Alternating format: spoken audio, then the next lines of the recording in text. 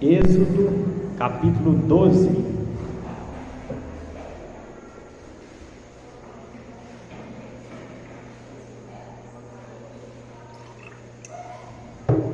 Enquanto os irmãos procuram, eu quero justificar a ausência do pastor com a sua família. Eles estão no acampamento, já estão vindo embora, provavelmente chegar de madrugada. Amanhã, com a permissão de Deus, eles já estão aqui para estar junto conosco. Nessa noite, meus irmãos, nós vamos falar sobre a instituição da Páscoa, e na conclusão da mensagem nós vamos falar que Cristo é a nossa Páscoa. Então nós vamos fazer uma exposição bíblica de Êxodo capítulo 12, do versículo 1 ao 14, e depois nós vamos mostrar que essa instituição da Páscoa, ela apontava para Cristo Jesus, o nosso Senhor. Vamos ler o texto. Diz assim a palavra de Deus: a instituição da Páscoa. Disse o Senhor a Moisés e a Arão na terra do Egito: este mês vos será o principal dos meses, será o primeiro mês do ano. Falai a toda a congregação de Israel, dizendo: aos 10 deste mês, cada um tomará para si um cordeiro, segundo a casa dos pais, um cordeiro para cada família. Mas se a família for pequena para um cordeiro, então convidará ele o seu vizinho mais próximo, conforme o número das almas, conforme os que cada um puder comer. Por aí calculareis quantos bastem para o cordeiro. Versículo 5: o cordeiro será sem defeito, macho de 1 ano. Podereis tomar um cordeiro ou um cabrito, e o guardareis até ao 14º dia deste mês, e todo o ajuntamento da congregação de Israel o imolará no crepúsculo da tarde. Tomarão do sangue e o porão em ambas as ombreiras e na verga da porta, nas casas em que o comerem. Naquela noite comerão a carne assada no fogo, com pães asmos e ervas amargas a comerão. Não comereis do animal nada cru, nem cozido em água, porém assado ao fogo, a cabeça, as pernas e a fressura. Nada deixareis dele até pela manhã. O que porém ficar até pela manhã, queimá-lo-eis. Desta maneira o comereis: lombos cingidos, sandálias nos pés e cajado na mão. Comê-los-ei à pressa, e a Páscoa do Senhor é a Páscoa do Senhor. Porque naquela noite passarei pela terra do Egito e ferirei na terra do Egito todos os primogênitos, desde os homens até os animais. Executarei juízo sobre todos os deuses do Egito. Eu sou o Senhor. O sangue vos será por sinal nas casas em que estiverdes. Quando eu vir o sangue, passarei por vós, e não haverá entre vós praga destruidora, quando eu ferir a terra do Egito. Este dia vos será por memorial, e o celebrareis como solenidade ao Senhor. Nas vossas gerações o celebrarei por estatuto perpétuo. Bom, meus irmãos, vamos aproveitar a oportunidade e falar sobre a Páscoa. Antes de nós entrarmos na Páscoa, nós precisamos entender o que passou para que essa Páscoa fosse instituída pelo próprio Deus. Quando nós olhamos lá em Gênesis, o povo de Deus, Deus já escolhera uma nação, Deus formou um povo. Dentre tantas nações, Deus pegou o povo menor para ser o seu povo.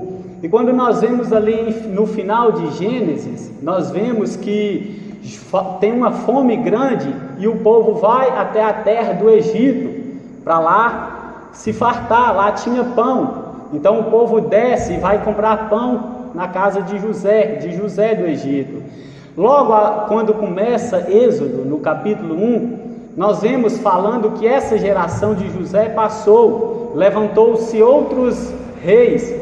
E nós vemos aqui que agora o povo de Deus, o povo de Israel, está sendo está sendo escravo dos egípcios. Agora, o povo de Faraó e os seus exércitos estão fazendo do povo de Deus, estão colocando neles trabalhos pesados, forçados.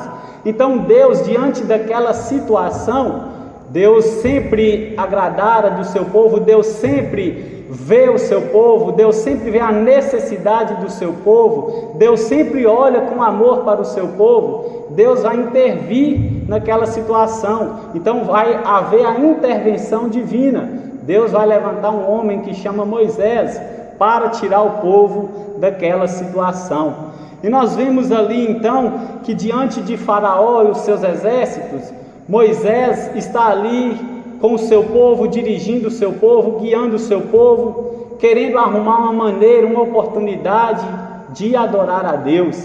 Mas só que Faraó, ele não deixava o povo de Israel ir. Ele mandava e o povo estava sendo sujeitos a ele. Eles recebiam ordem. E nós vemos que Deus então vai mandar 10 pragas sobre esse povo, sobre os egípcios, sobre Faraó e o seu exército.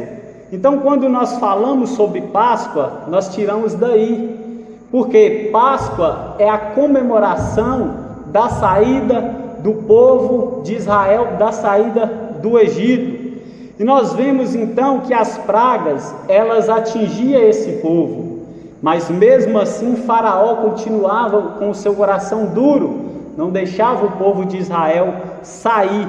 Então agora, chegando à 10ª praga, nós vemos aqui no capítulo 12 de Êxodo, que Moisés agora, por intermédio de Deus, vai passar um estatuto, um mandamento de Deus para todo aquele povo. Os estudiosos falam que tinha mais de 2 milhões de pessoas. Então Moisés, diante daquela multidão, daquele povo, agora vai falar da parte de Deus. Então nós precisamos entender, quando falamos o que é Páscoa, nós precisamos entender que a Páscoa em si significa passar por cima, poupar ou livrar. Então, meus irmãos, no versículo 1, disse o Senhor a Moisés e a Arão na terra do Egito. Então agora Deus vai dirigir a palavra a Moisés e a Arão. Disse o Senhor. Muito provavelmente aqui, o que Deus vai falar para ele agora, apesar de mostrar para ele o que eles deveriam fazer, a instituição da Páscoa, Deus falou muitas coisas com Moisés, mas o que o texto trouxe em ênfase foi a questão da Páscoa. Então as instruções sobre a Páscoa foi do versículo 1 até o versículo 20. Deus está tratando da Páscoa, como o povo deveria fazer, o que usar, e tinha que ter reverência diante dessa Páscoa. Então também havia sido dada a Moisés durante 3 dias de trevas, a fim de preparar Israel plenamente para seu grande dia, para o seu final da sua saída da terra do Egito. A palavra Êxodo, meus irmãos, significa saída. Então, Êxodo vai tratar da saída do povo de Israel, eles saindo do Egito. Então, agora esse dia da Páscoa estava intimamente ligado ao que aconteceu na saída do povo. E essa ligação nunca deveria ser esquecida. Esse dia ficou indestrutível para aquele povo judaico, para aquele povo de Israel. Essa instituição, ela ficou gravada na tradição israelita e marcou para sempre o dia da redenção dos israelitas do Egito. Assim como Deus nos salvou, nos tirou do Egito, nos tirou do mundo, nos tirou da escravidão do pecado, nós não podemos esquecer, foi um dia inesquecível quando Ele te chamou, você que talvez estava bebendo, você que talvez estava cometendo torpeza, você que talvez estava nas orgias do pecado, quando o Espírito Santo te alcançou, tirou o tampão dos seus olhos, tirou ali a venda dos seus olhos e fez você entender, e hoje você está sentado aqui para ouvir a palavra de Deus, esse dia é inesquecível a você, meus irmãos. Esse povo estava passando por isso. eles estavam alegres, eles estavam crendo que Deus ia tirar eles dali, eles não sabiam como, eles olhavam para um lado, não viam saída, via ali Faraó com os seus exércitos, com os seus cavalarianos, apertando o povo de Israel, mas eles criam que o Deus de Moisés ia tirar eles daquela solução. E o versículo 2, ele vai dizer: este mês vos será o principal dos meses, será o primeiro mês do ano. Esse mês aqui é o mês de Abib, no calendário judaico, corresponde a março ou abril. Então, quando comemora a Páscoa hoje em dia, está dentro do calendário judaico. Então, esse mês tornou-se por decreto divino. Foi Deus que decretou, foi Deus que mandou, foi Deus que instituiu. Então, esse mês veio a ser decretado divino, o começo do calendário religioso, marcando o princípio da vida de Israel como povo. A partir daquela saída ali de Israel, aquele povo agora vai se tornar cada dia mais povo de Deus, ia cada dia mais prevalecer, porque Deus era com esse povo. Então, do versículo 3 até o versículo 14, a qual nós lemos, vai falar das instruções detalhadas sobre a Páscoa, que incluíam que animal, incluía aqui nessas instruções o quê? Deus estabeleceu aqui qual animal escolher, um cabrito ou um cordeiro, quando matá-lo, o que fazer com o seu sangue, que era passar nos umbrais das portas, como cozinhá-lo, o que fazer com a sobra, como se vestir para a refeição, o motivo por que comemorava com pressa e o que o sangue derramado significava para aquele povo. Então, do versículo 3 até o 14, Deus vai instruir, ensinar, mostrar para aquele povo como deveria ser comemorada a Páscoa. Eu quero dizer para os irmãos que a Páscoa naqueles dias não poderia ser comemorada de qualquer maneira, não poderia ser um cabrito com defeito, que não poderia ser de qualquer maneira. Da mesma forma, meus irmãos, para se apresentar ao nosso Deus, nós não podemos vir de qualquer maneira, nós não podemos pisar na casa do Senhor, lambuzados de pecados, cheios de pecado, na lama do pecado e apresentar a Deus. Nós não podemos vir à casa de Deus sendo que passamos a semana inteira sem lembrar de Deus, no domingo chegar, levantar as mãos, chorar na presença de Deus.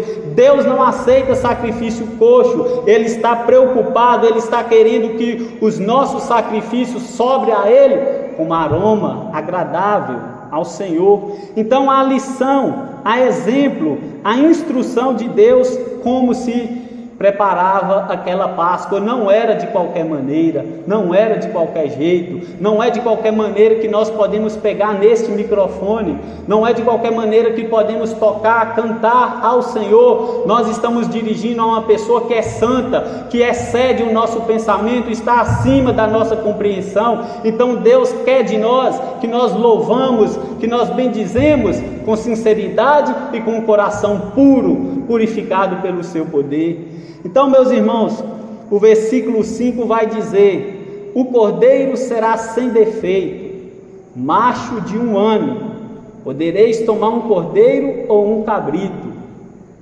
Agora ele vai falar apontando para Cristo.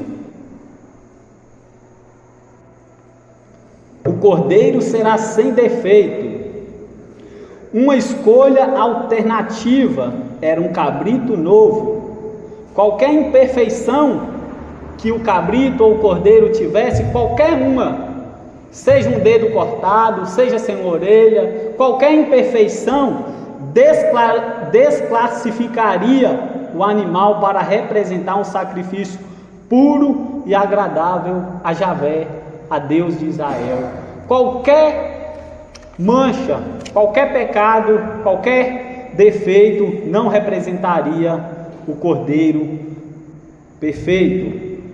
E no versículo 6 ele diz: e o guardareis até o 14º dia deste mês, e todo o ajuntamento da congregação de Israel e imolará no crepúsculo da tarde. Quando nós vimos falar aqui que esse sacrifício teria que ser feito, essa preparação deveria ser no crepúsculo da tarde, ou seja, era entre duas tardes, já que com o pôr do sol era tido como o início de um novo dia. O calendário judaico, ele era diferente do nosso calendário. Eles ali à noite, ia passando a tarde, quando chegava ali o pôr do sol, eles já comemorariam outro dia. E nós vemos aqui que eles já começavam mais ou menos 3 horas da tarde, foi a hora do sacrifício, na hora da morte de Jesus, eles já começavam a preparar esse sacrifício da Páscoa, matavam o cordeiro ou o cabrito. Então, o sacrifício do cordeiro ou cabrito era feito antes do pôr do sol, enquanto era dia claro, no 14º dia do primeiro mês. Então, segundo Joséfo, que foi um estudioso, um filósofo, um pai da igreja, que viveu ali após os apóstolos, ele falou que era costume na sua época sacrificar o animal por volta de 3 horas da tarde. Essa foi a hora do dia em que Cristo, o Cordeiro Pascal cristão, morreu em nosso lugar. Então tudo aqui nós já vemos desde Êxodo, apontando, mostrando, guiando, inclinando, direcionando para o nosso Senhor Jesus Cristo. E o versículo 7 ele vai dizer: tomarão do sangue e o porão em ambas as ombreiras e na verga da porta, nas casas em que comerem. Então agora, meus irmãos, depois que eles sacrificassem, eles iam ter que pegar o sangue e passar nas ombreiras, no batente da porta, para que quando o anjo destruidor, que era ali a 10ª praga, quando esse anjo vir derrotar os primogênitos, matar os primogênitos, tanto de Faraó, tanto os primogênitos dos animais, quando esse anjo visse a marca, o sangue, naqueles umbrais, ele passava por cima, ele poupava, ele justificava, ele não sentenciava, ele não matava aonde tivesse esse sangue, apontando para o nosso Redentor Jesus Cristo. Hoje nós somos selados com esse sangue. Porque o inimigo não nos derrota? Porque você está aqui nessa noite? Porque você não bateu aquele carro aquele dia e morreu? É por causa que o selo do Espírito, o penhor da nossa salvação está conosco. Não pode nos destruir, porque nós fomos justificados pelo Senhor. Então aqui fala o que era para eles fazerem, para que quando o anjo destruidor viesse, eles seriam poupados, iriam passar por cima. E no versículo 9 ele vai dizer: não comereis do animal nada cru, nem cozido em água, porém assado ao fogo, a cabeça, as pernas e a fressura. Não comeis do animal nada cru. Por que há essa ordenação para o povo de Deus não comer nada cru? Porque é uma proibição com implicações para a saída e para a saúde. Quando nós vemos no Antigo Testamento Deus proibindo comer sangue, comer carne crua, carne de porco, Deus, até com a nossa saúde, meus irmãos, Ele preocupa, Ele quer ver o crente bem. O nosso corpo é templo do Espírito Santo, o Espírito Santo o faz morada em nós permanente. Então, nós temos que cuidar do nosso corpo, não sair comendo qualquer bobeira, não podemos ficar deixando que o nosso corpo se atrapalhe, porque nós somos morada do templo do Espírito Santo. Então, quando ele fala não comereis do animal nada cru, é uma proibição para a nação de Israel. Em 2 sentidos, Deus estava aqui preocupado com a saúde física, Deus se importa com a nossa saúde. Nós não devemos fazer do nosso corpo o que nós queremos, nós não devemos entregar o nosso corpo a meretrizes, a pornografias, prostituição, coisas a qual não é do agrado, não é da vontade, não é de acordo com a vontade de Deus. Nós temos que cuidar do nosso corpo. O nosso corpo, meus irmãos, nós um dia vamos prestar conta diante de Deus o que nós temos feito com ele, qual é a maneira que nós temos usado o nosso corpo. Deus nos deu um corpo são, com saúde. Agora nós temos também que apresentar a ele conforme a vontade de Deus, que é um corpo agradável, puro, diante do Senhor. Então implica em duas situações: Deus preocupa com a saúde do povo de Israel e também distinguiu os israelitas de povos pagãos, que muitas vezes comia carne crua nas suas festas sagradas. Quando eles iam sacrificar para os seus deuses, o que eles faziam? Comia a carne crua, cortava de si mesmo e às vezes comia carne crua de animais.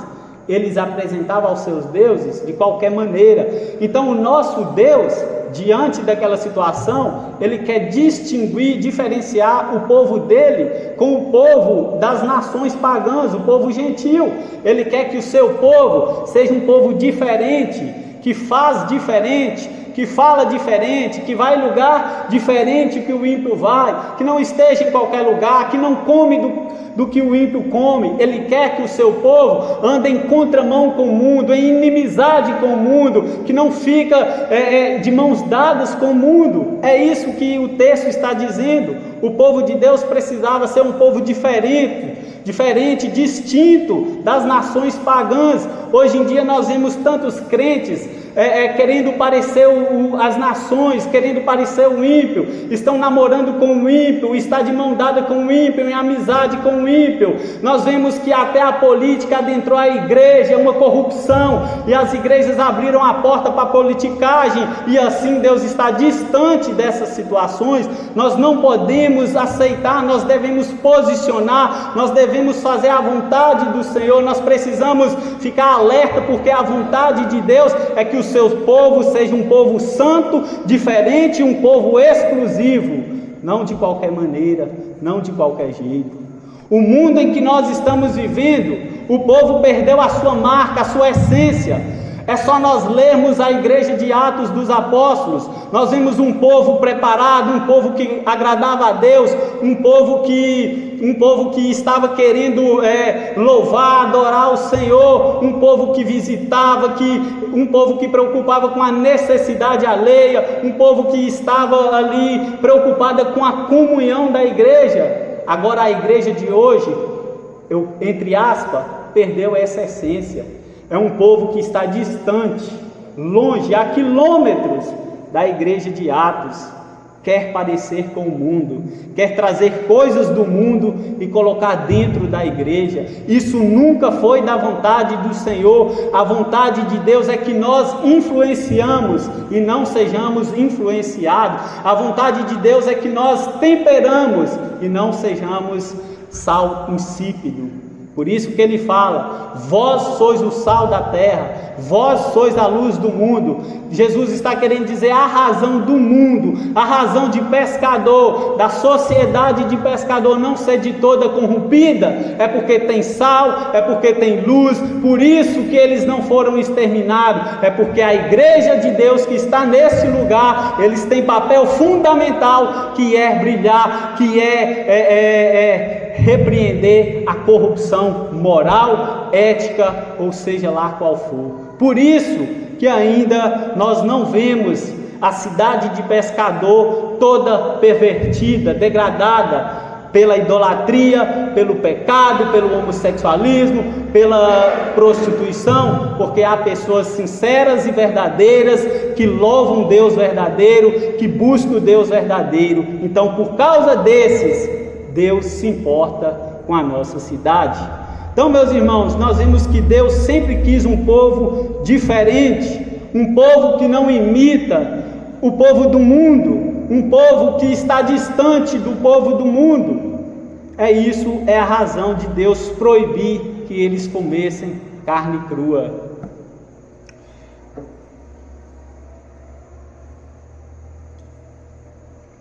Deus, Malaquias 3:18: e vereis a diferença entre o justo e o ímpio, o que serve a Deus e o que não serve. Deus vê, Deus distingue, Deus está preocupado com as nossas atitudes, as nossas ações, as nossas obras, intenções, o que nós digitamos, o que falamos, o que olhamos. Deus está vendo, Ele é onisciente. Agora o versículo 12, porque naquela noite passarei pela terra do Egito, e ferirei na terra do Egito todos os primogênitos, desde os homens até os animais, executarei juízo sobre todos os deuses do Egito. Eu sou o Senhor. Agora a 10ª praga foi o juízo sobre todos os deuses egípcios. A perda dos primogênitos, dos homens e animais, teve várias implicações, bastante abrangentes, ou seja, a importância dos deuses, a impotência dos deuses pagãos, muitos dos quais eram representados por animais, para proteger os devotos de tal tragédia nacional. Com esse juízo de Deus, Deus queria mostrar o quê? Aquele povo do Egito, as nações pagãs, eles estavam entregues a uma idolatria tão grande que os animais para eles representavam deuses. E então quando Deus manda aquele juiz destruir ali aqueles animais, logo mostra a impotência dos deuses deles, ou seja, o Deus deles não podia salvar, sendo que eles estavam sendo abatidos, tombados, mortos.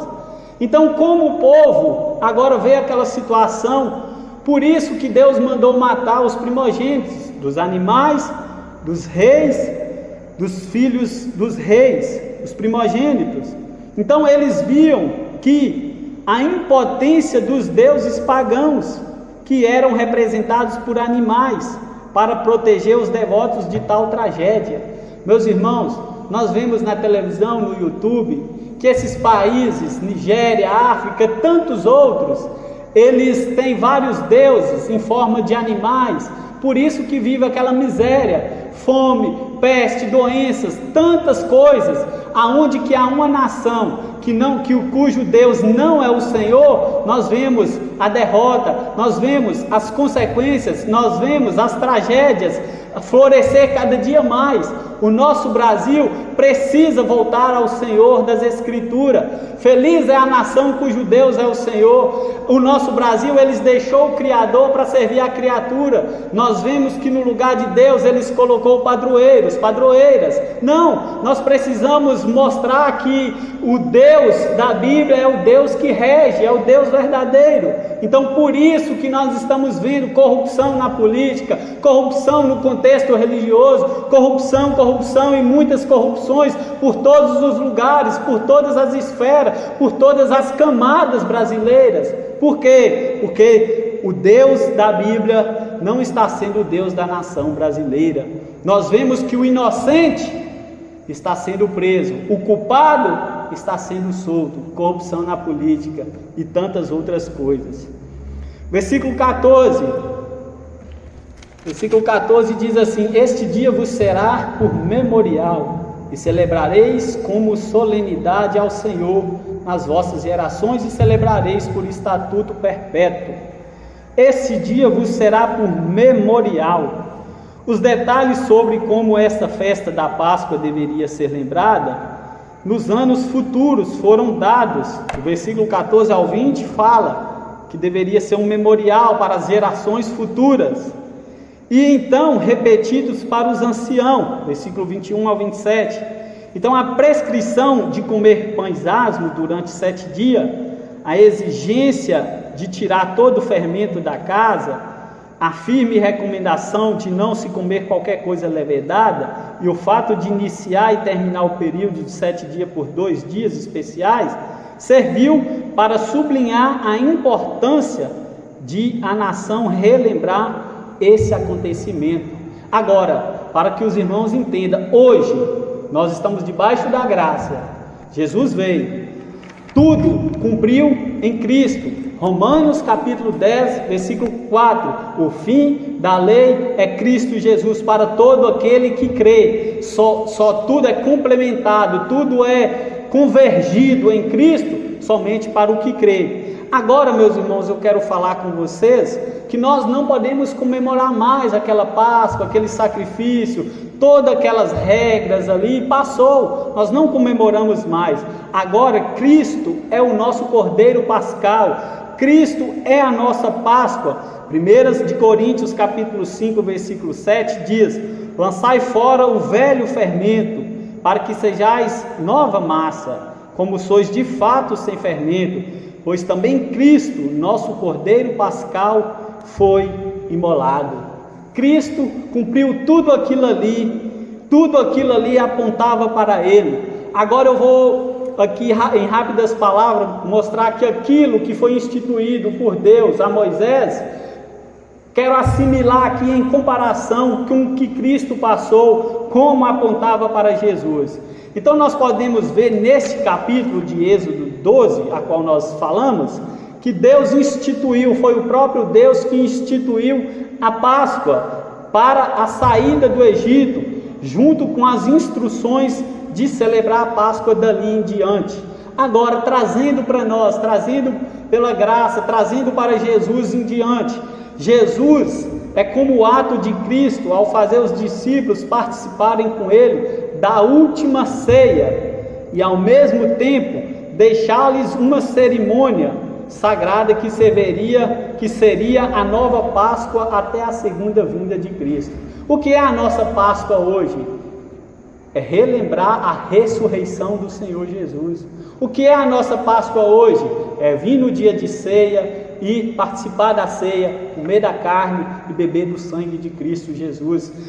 Jesus, assim como Deus instituiu para Moisés lá no Antigo Testamento, Jesus, diante daqueles discípulos ali, vai instituir a ceia. Paulo vai falar lá em 1 Coríntios capítulo 11, versículo 23, porque eu também recebi do Senhor, que na noite que foi traído, tomou o pão, pegou o cálice, tendo partido o pão, comeu e bebeu o cálice. Então, a partir dali, essa cerimônia, esses sacrifícios, foi tudo consumado, foi tudo acabado. Então nós vimos que da mesma maneira Jesus deixou uma cerimônia para nós não ficamos sem. Agora, meus irmãos, nós vimos que o Cordeiro da Páscoa era o sacrifício aceitável que Deus mesmo tinha instituído. O Cordeiro era o que Deus aceitava. Jesus foi o nosso Cordeiro. João vendo ele, quando ele estava ali começando o seu ministério, João olhou e viu, e disse, e bradou alto: eis o Cordeiro de Deus que tira o pecado do mundo. Antes, os sacrifícios da lei mosaica, eles só apaziguavam a ira, eles não perdoavam os pecados, eles abafavam. Ou seja, não removia, não perdoava, não tirava os pecados.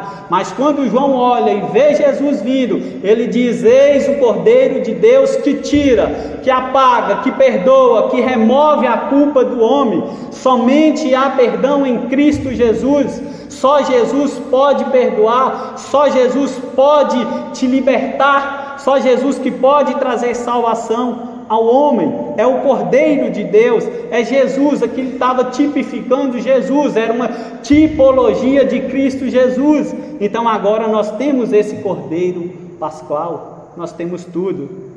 Agora, o Cordeiro tinha de ser sem defeito, tinha que estar em perfeição, porque lá no versículo 5 de Êxodo 12, fala assim: o cordeiro será sem defeito, macho de um ano, podereis tomar um cordeiro ou um cabrito. Agora, quando vai mostrar de Jesus, essa perfeição de Jesus, Jesus também cumpriu esta exigência. 1 Pedro, capítulo 1, versículo 18 e 19, sabendo que não foi mediante coisas corruptíveis, como prata ou ouro, que fostes resgatados do vosso fútil procedimento, que vossos pais vos legaram, mas pelo precioso sangue, como de cordeiro sem defeito e sem mácula, o sangue de Cristo Jesus. Olha só, meus irmãos, que alegria em saber que Jesus cumpriu todos aqueles ritos, tudo apontava para ele. Agora, outra coisa, tinha de ser separado para o sacrifício 4 dias antes do dia 14.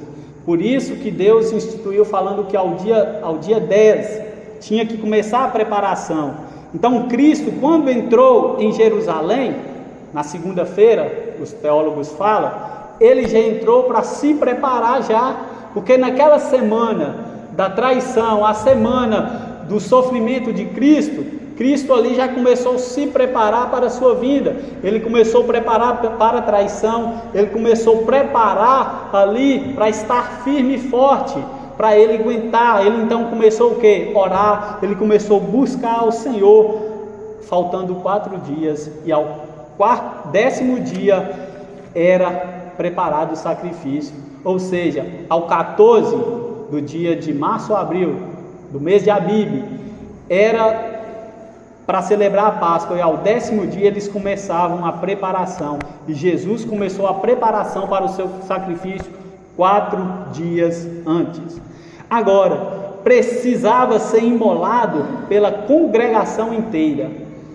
Lá no Antigo Testamento, os fariseus, os escribas, todos os líderes religiosos, anciãos, diante daquele sacrifício, tinha que estar presente.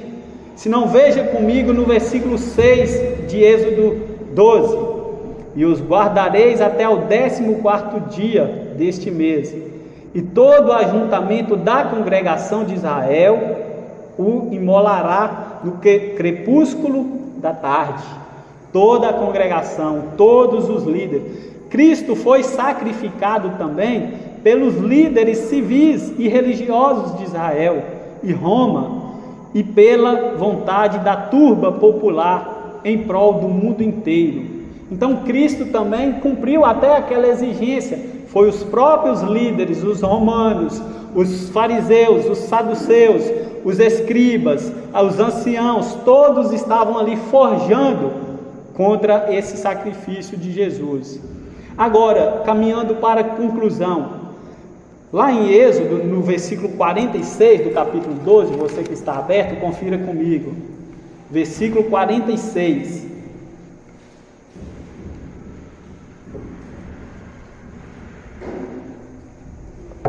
Diz assim: o cordeiro há de ser comido numa só casa, da sua carne não levareis fora da casa, nem lhe quebrareis osso nenhum. Agora, João 19, versículo 33 ao 36, só ouça: chegando-se, porém, a Jesus, como vissem que já estava morto, não lhe quebraram as pernas, e isto aconteceu para que se cumprir a escritura: nenhum dos seus ossos será quebrado. Mais uma vez mostrando, apontando para o sacrifício de Jesus. E por que isso aqui, meus irmãos? Quando a pessoa ia para a cruz, para certificar que ele morreu, certificar da sua morte, muitos iam lá e quebravam as suas pernas, para ver se eles iam sentir dor, se eles iam gemer, angustiar. Mas quando chega ali diante de alguns, eles quebram os ossos, mas quando chega diante de Jesus, eles pegam uma lança e enfia no lado assim Jesus, e sai água, mas não quebra os ossos de Jesus. O que Deus decretou irá se cumprir. Se Deus falou que vai voltar a buscar a sua igreja, não perca a sua esperança, levante a sua cabeça e se prepara para o retorno do Filho de Deus, porque tudo que Ele falou está cumprindo, irá se cumprir. Passará os céus e a terra, mas as palavras de Deus não passarão. Agora, conclusão, meus irmãos: o sangue do Cordeiro era símbolo do sangue do Cordeiro de Deus, e fazia estar sobre o povo a proteção divina contra a escravidão do pecado e contra o castigo. Assim também o sangue de Jesus nos liberta da escravidão de Satanás e da punição eterna. Se você que está aqui nessa noite você que está sendo escravizado pelo pecado, por vício, por qualquer situação, eu quero apresentar para você a verdade que pode te libertar. Jesus Cristo, o Filho de Deus, Ele desceu, Ele veio, Ele morreu, Ele viveu, Ele ressuscitou para te libertar e para te salvar e para te levar para o céu, para a glória de Deus Pai. Vamos inclinar as nossas cabeças diante desse Deus tão tremendo, tão louvável, tão majestoso, tão admirável, tão grande, tão imenso, e vamos orar a Ele nesse momento, meus irmãos.